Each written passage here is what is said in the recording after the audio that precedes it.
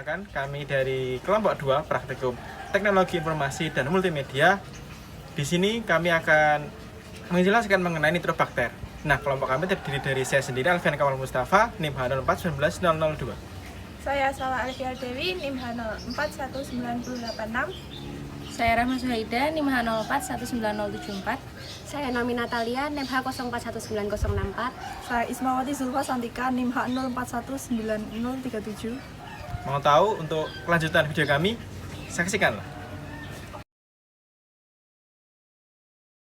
Mas, bisa dijelasin nggak nitrobakter itu apa?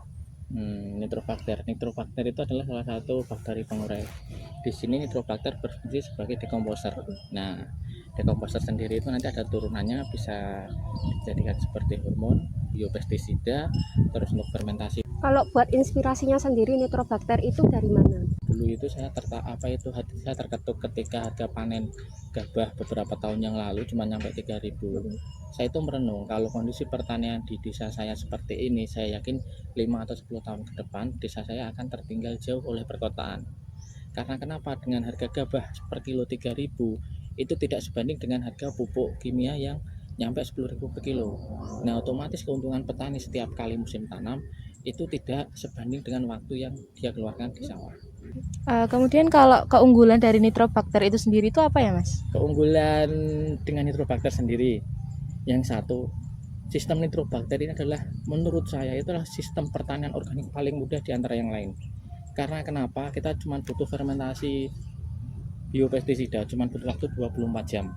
Kita udah bisa bikin biopestisida yang dulu kan bisa 7 hari lebih untuk fermentasi. Dan untuk bisa disimpan dengan nitrobakter ini, kita bisa disimpan dalam jangka 2-3 tahun lebih. Jadi petani sangat diuntungkan, sekali bikin bisa disimpan dalam jangka lama. Yang ketiga, bahan-bahan kita penerapan di lapangan itu kita ambil dari bahan sekitar. Bahan pembuatan nitrobakter yaitu ada 3 kg urea, tetes tebu 1,5 liter, air 200 liter, dan biang sebanyak 5 liter.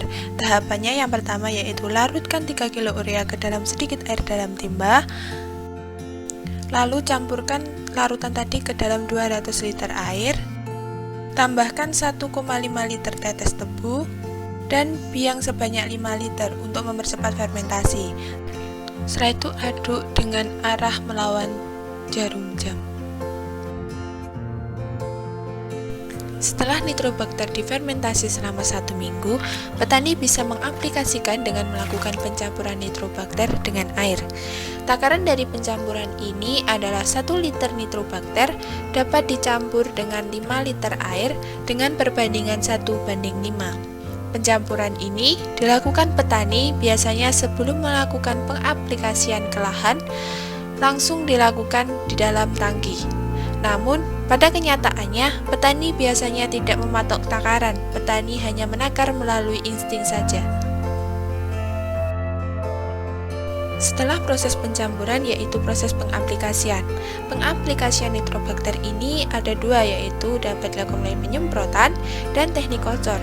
Teknik yang pertama ini adalah teknik penyemprotan.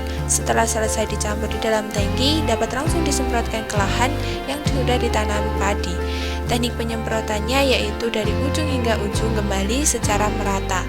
Petani yang melakukan penyemprotan harus memperhatikan arah angin saat melakukan penyemprotan. Jika tidak memperhatikan arah angin dan melakukan penyemprotan dengan sembarang, maka tingkat keterpaparan pestisida akan semakin besar. Selanjutnya, teknik penyemprotan yang kedua yaitu dengan cara kocor. Untuk takarannya yaitu masih sama dengan teknik penyemprotan yaitu 1:5, yang artinya 1 liter nitrobakter dicampur dengan 5 liter air. Caranya dengan mengambil air sebanyak 5 liter, lalu dicampurkan dengan 1 liter nitrobakter, lalu diaduk agar tercampur dengan merata. Setelah tercampur, kocorkan cairan tersebut ke lahan yang sudah ditanami hingga merata.